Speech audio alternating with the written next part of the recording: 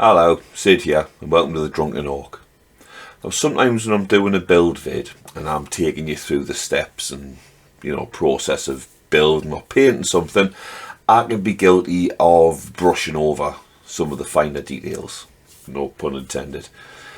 It's easy to forget that we all start off at the beginning, and some of the steps that I think of as second nature, some people might not be too familiar with.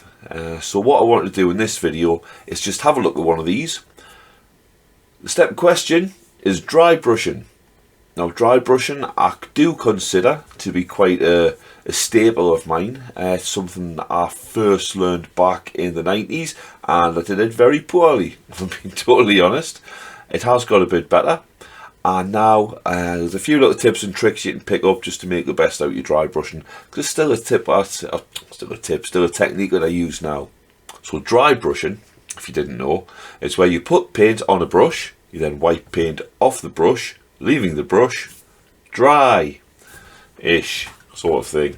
Basically there's trace elements of the paint left on the bristles, and then when you take the brush and rub it over the model, the raised edges pick up those trace elements and give a highlighted effect. And you can use different colours and you can build up the levels, and you can do it heavier in some places, lighter in the other, and all sorts of different little sort of tricks and what have you.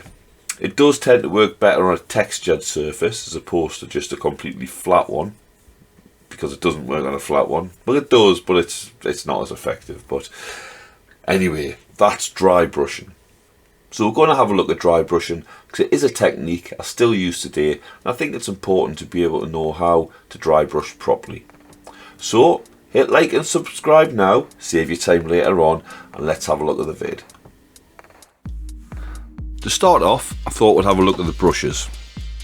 So here's a few dry brushes that I use. These are actually army painter dry brushes. You've got the monster brush, which is monstrous indeed. You then got the moderate dry brush and the miniature dry brush. And they're all basically the same, just different sizes. But I buy a lot of other brushes as well. Just general art brushes. These ones, there was a pack of 6. Varying sizes. These are 3 of the bigger ones. I think I paid about £8 for all 6. Just brushes. And you say they're size 8 to 12. And really, these brushes, you can just use them to destruction. It doesn't matter. Some of them have got quite a stiff bristle, a bit longer there than the proper ones. These ones, again, quite stiff. I haven't used that one yet. You can tell. You can tell the ones I have used because they end up looking like this. They get shorter, they get ruined, but that's fine. Use it, destroy it, bin it. You can use those normal craft brushes, they're fine for it. I don't like it when it's too hard a bristle. There's one here that's got hard bristles and it's quite long. I don't like that. I do like them relatively short. I don't like them too soft. What's also worth a look is something like that. Makeup brushes. Now these are even cheaper than the art brushes because you might pay around, I think I paid £6 or £7 for this, and it came with 24. As you can see, there isn't 24 left. There is a couple of them here.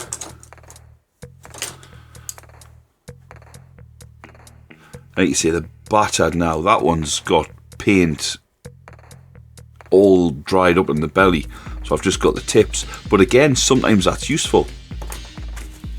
These bigger ones, to be fair, I find them pretty much useless, but they could be quite good on a larger vehicle.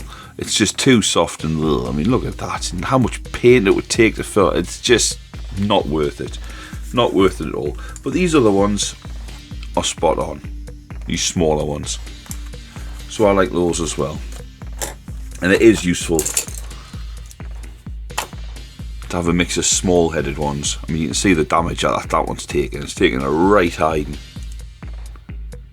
Doing its duty, getting into the nooks and crannies. But yeah, get some smaller brushes as well. That one's not particularly small. just to help you get in there. Like I say, none of these were expensive, none of these are official. I did once buy an Army Painter dry brush, and it was of a standard sort of brush design like that, and it didn't last. These specific dry brushing ones are much better. These, you can't do anything to them really, at least I haven't been able to yet. So anyway, that's your brushes. Your brushes are important. I also use this. Now, I possibly should have, it doesn't have a right way up. I possibly should have sprayed this, as I do every so often, before showing it to you, but I thought, bollocks, I didn't think. That's why I'm looking at it now. So it's basically just, this is just a bit of card. You could use a bit of wood, you could use whatever you wanted really. And it's got some texture on it. Some of it's formed just little blobs of paint where I've been using it as a bit of a palette. Some of it, as you can see up here, is the scrapings of paint pots. There's some excess texture paint I've had, just slapped and wiped off instead of just washing it off. Obviously there's a couple of bits of sprues. And yeah, oh, there's a coffee stirrer here. It's just textured. And I use this instead of kitchen roll to wipe off the brushes when I'm dry brushing. It's nice, a little bit of texture. You can see how it's going to go. Every so often, just give it a spray, you know, with whatever spray you're using. Ideally, I mean, to be fair, light or dark paint. I've been using grey on this one because I've got some grey that's naff all use for anything else. So yeah, I've been using this. I'll be showing you how to do it, how I do it, in just a moment. But yeah, I think it's good to have something like this, and this will just, over time, will just build and build and build. All these little sort of gaps and what have you under the sprue, they'll all fill up, and it'll just get more and more texture as it goes on. Now what I'm going to be doing is a little bit of dry brushing to add an undercoat on some black primed miniatures, which are going to be receiving a slap chop method of painting. So a bit of a glow up with some contrast, and then maybe a little bit of highlighting at the end, depending on not if it's rank and file or if it's going to be more of a character model. So I'm going to be using these paints, although whatever you're going to be dry brushing, the basics are pretty much the same. I'm going to be using this, which is the Vallejo Game Colour Neutral Grey. So it is just basically a mid-range grey. It's not too dark. I don't see the point for the slap chop of starting off with a really dark grey. A little bit of that, a tiny bit of that, is going to be the same as a darker grey. And really, I'm not interested in the darker areas other than the shade. I want the highlights. So I'm just going to start with neutral. I'm then going to be moving up to this Vallejo Game Colour Stonewall Grey, which is basically just a lighter shade, and then finishing off with a little bitty bit of matte white. So yeah, that's an Army Painter one. White is white is white, don't care. One thing I wanted to mention as well, we're using something like this instead of a bit of a kitchen roll, is because when you use something like this and you're wiping your paint off the brush, obviously you wouldn't really do it on the roll, but you know what I mean, that sucks and leaches all the moisture out of the paint and gives you a chalkier finish when you're dry brushing. If you just do it on this, you're getting rid of the majority of the paint and it's not chalky. Well, that's chalky. No, it's not chalky, let's be honest, it's not. When you're doing it for something like this, for the slap chop, I honestly don't think it matters, because you're not going to look at the finished dry brushing. This is not going to be the uppermost layer. This is just to support the contrast underneath. Sorry, beg your pardon. This will be underneath the contrast, just supporting it, just highlighting those colours. So any chalky finish, you won't really be able to see. I think, like I say, I'm no pro painter. I just crack on. And a few people have asked us how I do this.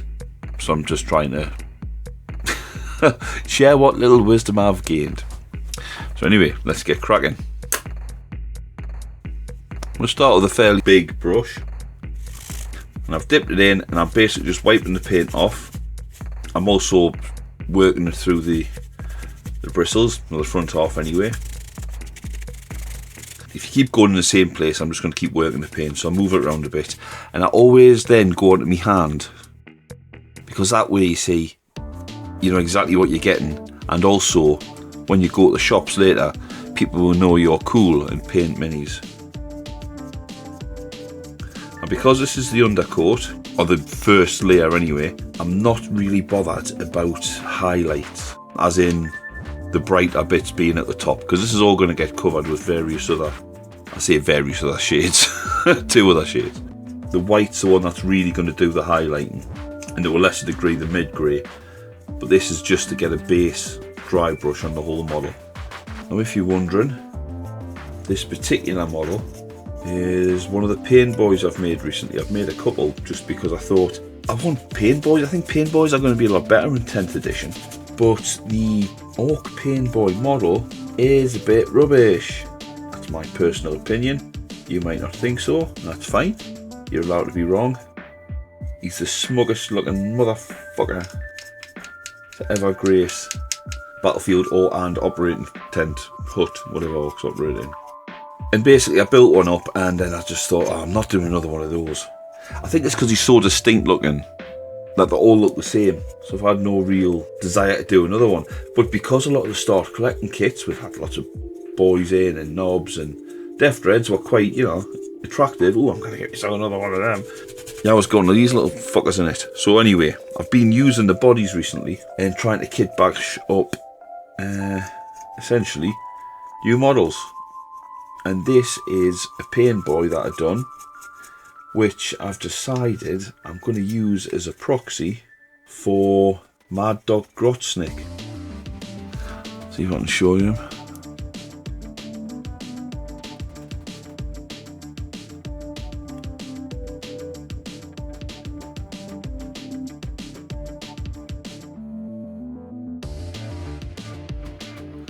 He's got a bit of a glow up on his bionic leg. That's actually one of the front stands off the flash gates. A few more extra pipes on the back feeding the syringes on his big claw. He's much more hench. He's a big dude, big chop out of the punch syringe on the back of his wrist guard. Kept the grot. And of course, the big hairy head of Schwarzenegger. I just think he looks quite mad. You can see with the grey, it's just picking up the edges, but I'm trying to get a lot of the flats as well, because this is going to be the base shaded colour for all the non-black bits, and the black bits are just bits I can't get to. So if I can't get to them with a brush, the light's not really going to be getting there either. And there's a few metallic areas like his foot there, you can see it's still quite dark. I'll just leave it dark. There's no point in working to try and get in there if it's just going to get painted over with a solid metal, is it? This brush has got quite long bristles, nice and soft, pliable, so they're getting in where I need them to be. So now I'm going up to the Stonewall Grey, and as you can see, I'm not washing the brush. I can't be bothered.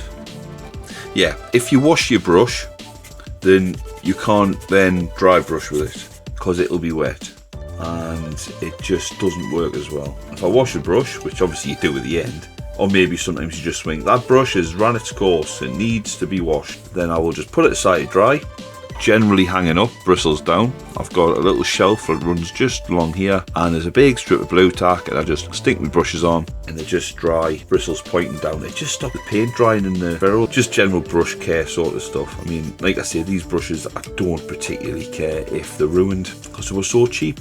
But I have had them a couple of years, and they do get to, like, you know, quite heavy use. So I'm saying I don't care if they're ruined. They've done us all right, you know what I mean? There's no point deliberately just damaging them or mistreating them. Now with this lighter shade, I am sort of trying to take it more to an approach as opposed to just get it all out. I'm trying to go down the model so the highlights are more pronounced at the top. And then lastly, you see with this, you see straight away the white, there's still enough grey on the brush that it's just a really light grey, which is fine. I'll probably just go over the model at the end with a clean brush and do some pure white, just very lightly though.